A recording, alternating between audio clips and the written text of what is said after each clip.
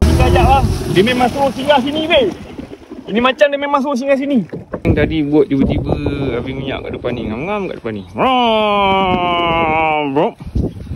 Tu nampak masjid. Masjid ni dibina pada tahun 1930 geng. Jadi makam sana tadi, lepas 30 tahun dia mangkat, adanya masjid ni. Minyak bot betul-betul habis dekat depan masjid ni weh. Dan setelah saya kaji kan, rupa-rupanya masjid ni ada ceritanya yang tersendiri. Lepas tu, kisah masjid ni ada kena-mengena dengan Sang Sa Purba ataupun Nila Utama. Korang pernah dengar tak nama ni? Kalau tak pernah, jom saya ceritakan. Dari apa yang saya tahu kan, reka bentuk bumbung masjid ni diinspirasikan daripada kapal Demang Lebar Daun yang berasal daripada Palembang. Demang Lebar Daun ni adalah raja di Palembang suatu masa dahulu. Cerita yang saya sampaikan ni adalah daripada hikayat-hikayat Melayu. Dan kisah ni kan, sebelum wujudnya Empayar Melaka weh, pada tahun 1400.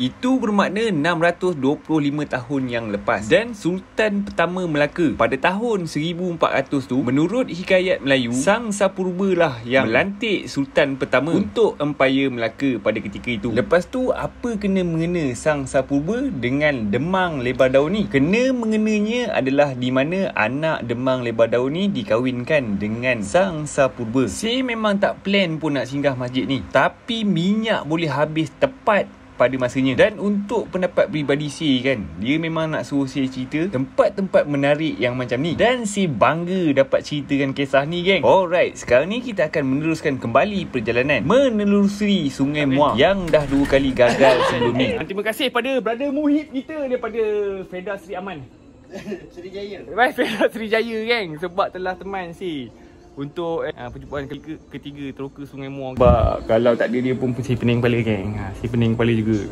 macam mana nak menjayakan benda ni. Lepas tu dia joki yang baik. Lepas tu tangan dia dengan mesin tune sama. Sebab kalau dengan tangan si dia ada ni sikit.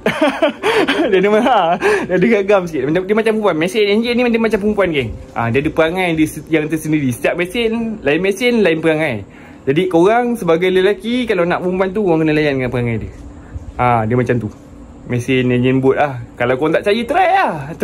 Try. Turun kuala kat laut ke, turun kuala sungai ke, try. Lepas tu baru kita borak kalau tak betul lah. Alright, sekarang ni kita akan sambung perjalanan. Galai lah. Korang lah datang punca.